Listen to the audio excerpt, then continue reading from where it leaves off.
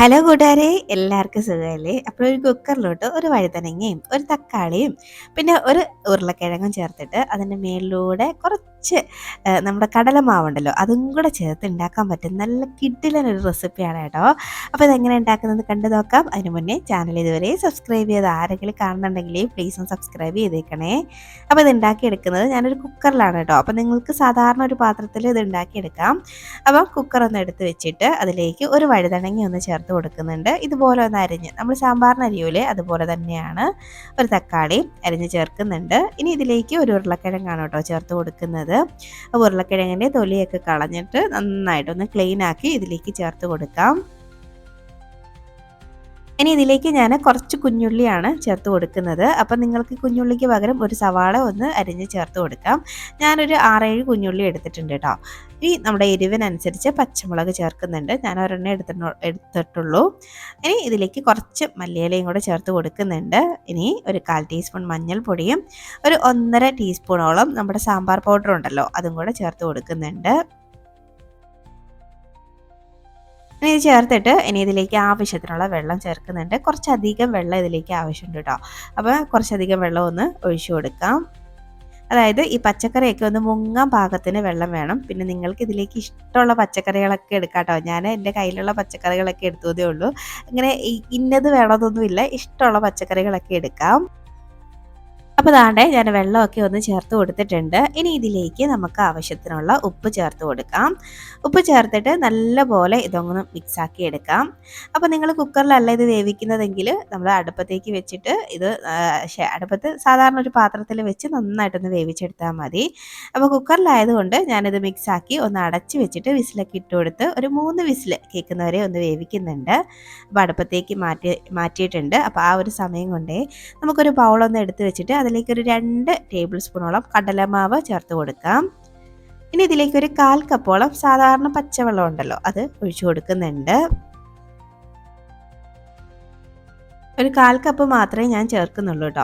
അപ്പോൾ അതും കൂടെ ചേർത്ത് കൊടുത്തിട്ട് നമുക്ക് നല്ല പോലെ ഇതൊന്ന് മിക്സാക്കി എടുക്കാം. ഈ കടലമാവിലൊക്കെ ഒരുപാട് കട്ടകളൊക്കെ ഉണ്ടാവും. ആ കട്ടകളൊക്കെ ഒന്ന് മാറുന്നവരെയും ഒന്നങ്ങ് മിക്സാക്കാം. പിന്നെ നമ്മൾ ഇപ്പം ചെറിയ കട്ടകളൊക്കെ ഉണ്ടെങ്കിലും കുറച്ച് സമയം ഇരിക്കുമ്പോഴത്തേനും ഇതിൻ്റെ കട്ടകളൊക്കെ നന്നായിട്ട് മാറിയിട്ടുണ്ടാവും. അത് വെന്ത് വരുമ്പോഴേക്കും സെറ്റ് ആവും കേട്ടോ. അപ്പോൾ ദാണ്ട് ഞാനൊന്ന് മാറ്റി എടുത്തിട്ടുണ്ട്. ഇതങ്ങോട്ട് മാറ്റി വെക്കാം. ദാണ്ടെ നമ്മുടെ കുക്കറിൽ വെച്ചിരിക്കുന്ന ഐറ്റമൊക്കെ വെന്ത് വന്നിട്ടുണ്ട് കേട്ടോ. പച്ചക്കറിയൊക്കെ നന്നായിട്ടൊന്ന് വെന്ത് കിട്ടിയിട്ടുണ്ട്. ഒരു 3 വിസിൽ കേട്ടപ്പോഴേക്കും നന്നായിട്ട് വെന്ത് കിട്ടിയിട്ടുണ്ട് കേട്ടോ. അപ്പോൾ ഞാനിത് ചെറുതായിട്ട് ഒന്നങ്ങ് ഉടച്ചെടുക്കുന്നുണ്ട്. അപ്പോൾ നിങ്ങൾക്കിത് ഉടച്ചെടുക്കാൻ താല്പര്യം ഇല്ലെങ്കിൽ ഉടച്ചെടുക്കേണ്ട ആവശ്യമൊന്നുമില്ല കേട്ടോ. എനിക്ക് ഈ പച്ചക്കറികളൊക്കെ കുറച്ച് ഉടച്ചെടുത്ത് കഴിക്കുമ്പോഴാണ് കുറച്ചും കൂടെ ഇഷ്ടം. അപ്പോൾ അതാണ് ഞാൻ ഇതുപോലെ ഒന്ന് ഉടച്ചെടുക്കുന്നുണ്ട്. കറിക്ക് കുറച്ചും കൂടെ ടേസ്റ്റാന്ന് തോന്നുന്നത് എനിക്കിങ്ങനെ ഉടച്ചെടുക്കുമ്പോഴാണ് കേട്ടോ. അപ്പോൾ അതാണ്ട് ഞാൻ ഇതുപോലെ ഒന്നങ്ങ് ഉടച്ചെടുത്തിട്ടുണ്ട്.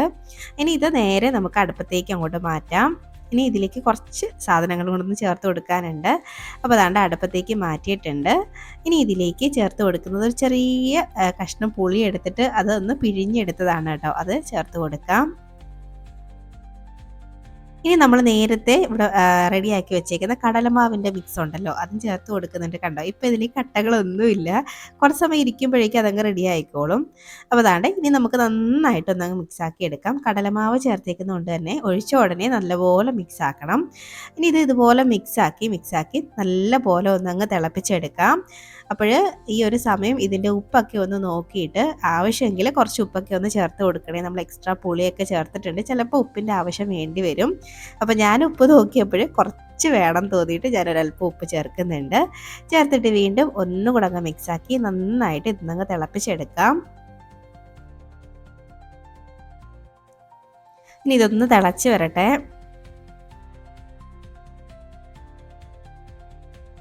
അപ്പോൾ ദാണ്ടൊന്ന് തിളച്ച് തുടങ്ങിയിട്ടുണ്ട്. നന്നായിട്ടൊന്ന് തിളച്ച് കിട്ടിയിട്ടുണ്ട് കേട്ടോ. ഇതുപോലെ നന്നായിട്ടൊന്ന് വെട്ടി തിളയ്ക്കണം. അപ്പോഴേ ഈ കടലമാവിൻ്റെ ആ ഒരു പച്ച മണമൊക്കെ ഒന്ന് മാറി കിട്ടുള്ളൂ. ഇപ്പോൾ ദാണ്ട നമ്മുടെ അടിപൊളി ഒരു സാമ്പാറാണ് കേട്ടോ.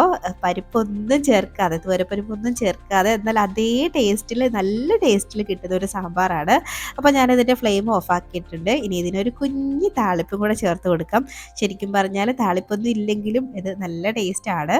അപ്പോൾ എന്നാലും ഒരു താളിപ്പ് ഞാൻ ചേർക്കുന്നുണ്ട്. അപ്പോൾ ഒരു പാനിൽ കുറച്ച് വെളിച്ചെണ്ണ ചേർത്ത് കൊടുക്കുന്നുണ്ട്. വെളിച്ചെണ്ണ ഒന്ന് ചൂടായി വരുമ്പോഴേക്കും 1 ടീസ്പൂൺ കടുക് ചേർത്ത് കൊടുക്കാം. പൊതുവേ ഞാൻ സാമ്പാറുകളിലൊന്നും അധികം താളിപ്പൊന്നും ചേർക്കാറില്ല. പക്ഷെ ചില സമയം താളിപ്പ് ചേർത്തുണ്ടാക്കണം തോന്നുന്ന സമയത്ത് മാത്രമേ താളിപ്പ് ഇടാറുള്ളൂ കേട്ടോ. അപ്പോൾ ഇനി കടുകൊന്ന് പൊട്ടി വരുമ്പോഴേക്കും ഒരു വറ്റൽമുളക് ഇത്രയും ഞാൻ ചേർക്കുന്നുള്ളൂ. നിങ്ങൾക്ക് വേണമെങ്കിൽ കറിവേപ്പിലയോ കുഞ്ഞുള്ളിയോ ഒക്കെ ചേർക്കാം. ഞാൻ ഇത്രയും ചേർക്കുന്നുള്ളൂ. ഇനി ഇത് ഡയറക്റ്റ് നല്ല ചൂടോടുകൂടി തന്നെ നമ്മുടെ ആ കറിയിലോട്ട് അങ്ങോട്ട് ഒഴിച്ചു കൊടുക്കാം. അപ്പോൾ നമ്മുടെ തൂരപ്പരിപ്പ് ഒന്നും ചേർക്കാത്ത എളുപ്പത്തിൽ ഉണ്ടാക്കിയെടുക്കാൻ പറ്റുന്ന നല്ല ടേസ്റ്റി ആയിട്ടുള്ള ഒരു സാമ്പാറാണ് കേട്ടോ. അപ്പോൾ എന്തായാലും നിങ്ങൾ ഈ ഒരു സാമ്പാർ ട്രൈ ചെയ്ത് നോക്കണം കേട്ടോ. എന്തായാലും നിങ്ങൾക്ക് ഇഷ്ടമാവും. അധികം പണികളൊന്നുമില്ല. അപ്പോൾ അതാണ് എന്തായാലും ഇഷ്ടപ്പെടുന്ന ഒരു സാമ്പാറായിരിക്കും. ദോശൻ്റെ കൂടെയോ ഇഡ്ഡലിൻ്റെ കൂടെയോ ഒക്കെ ബെസ്റ്റാണ് കേട്ടോ കഴിക്കാനായിട്ട്. അപ്പോൾ ഉണ്ടാക്കി നോക്കിയിട്ട് അഭിപ്രായം പറയാൻ മറക്കരുത്. അതുപോലെ വീഡിയോ ഇഷ്ടമാവുകയാണെങ്കിൽ ലൈക്ക് ചെയ്യാനും മറക്കരുത്. ഇനി ഒരു റെസിപ്പിയുമായിട്ട് നമുക്ക് വീണ്ടും കാണാം. അതുവരേക്കും ബൈ.